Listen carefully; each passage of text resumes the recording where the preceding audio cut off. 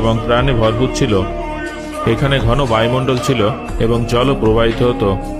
কিন্তু কোটি কোটি বছর ধরে মঙ্গল শুকিয়ে যেতে থাকে এবং বায়ুমণ্ডল ধীরে ধীরে মহাকাশে বিলীন হয়ে যায়। আজ মঙ্গলের বায়ুমণ্ডল পৃথিবীর তুলনায় মাত্র 1%, যা প্রায় নেই বললেই চলে। তবে বিজ্ঞানীদের মতে এই ঝড়ের পেছনে বড় কারণ হলো মঙ্গলের তাপমাত্রা। যখন বায়ুমণ্ডল ঘন থাকে তখন তা সূর্যের তাপকে বাধা দেয় এবং মাটির তাপকে শুষে নেয়।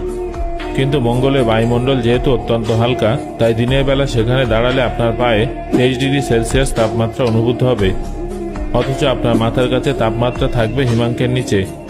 আসলে মাটির তাপ ধরে রাখার মতো পর্যাপ্ত বায়ুমণ্ডল সেখানে নেই। তাপমাত্রার এই বিশাল পার্থক্য চাপের পার্থক্য সৃষ্টি করে এবং তার ফলে উচ্চচাপ এবং নিম্নচাপের মধ্যে ইমব্যালেন্স তৈরি হয় এবং সেই সময় বাতাস ঝড় রূপে প্রবাহিত হতে থাকে। পৃথিবীতে ঝড় মেঘ নিয়ে আসে, কিন্তু মঙ্গলে মেঘের জায়গায় ধুলো থাকে।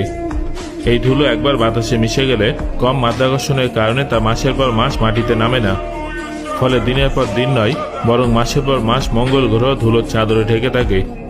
ধুলো ঝড়ের সময় বাতাসের গতিবেগ ঘন্টায় 160 কিলোমিটার পর্যন্ত পৌঁছে যায়। পৃথিবীতে এত গতির বাতাসে ঘরের চাল উড়িয়ে দেয় এবং গাছপালা উপড়ে ফেলে। কিন্তু আমাদের মঙ্গলের এই তীব্র বাতাস নিয়ে ভয় পাওয়ার কিছু নেই, কারণ এই বাতাসে তেমন কোনো শক্তি থাকে না। মঙ্গলে 100 কিলোমিটার বেগের বাতাস পৃথিবীর মাত্র 10 কিলোমিটার বেগের বাতাসের সমান শক্তিশালী। এর কারণ হলো সেখানকার হালকা বায়ুমণ্ডল। আমাদের আসল ভয় বাতাসের গতি নয়, বরং এই ধূলিঝড়ের কারণে আটকে যাওয়া সূর্যরশ্মি। কারণ এখনো পর্যন্ত মঙ্গলে মানব কলোনি টিকিয়ে রাখার যত সমাধান ভাবা হয়েছে তার সবই সোলার পাওয়ার বা সৌরশক্তির উপর নির্ভরশীল। যদি মাসের পর মাস সৌরশক্তি পাওয়া না যায়, তাহলে সেখানে জীবনের চাকা থেমে যাবে। 2004 সালের 24শে জানুয়ারি নাসার অপরচুনিটি রোভার মঙ্গলে অবতরণ করে।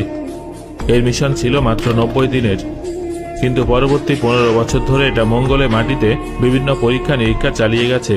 কিন্তু একদিন এটা এক বিশাল ধুলোঝড়ের কবলে পড়ে যায়। 2018 সালে নাসা প্রথম বুঝতে পারে মঙ্গলের ধূলিঝড় কতটা বিপজ্জনক হতে পারে। এই সময় অপরচুনিটি সোলার প্যানেলে পৌঁছানো সূর্যরশ্মি 96% কমে যায় এবং এর ব্যাটারি চার্জ হওয়া বন্ধ হয়ে যায়। অপরচুনিটির পাঠানো ছবিতে দেখা যায় 30 দিনের মধ্যে ধুলোর মেঘ কতটা সূর্যালোক আটকে দিয়েছিল।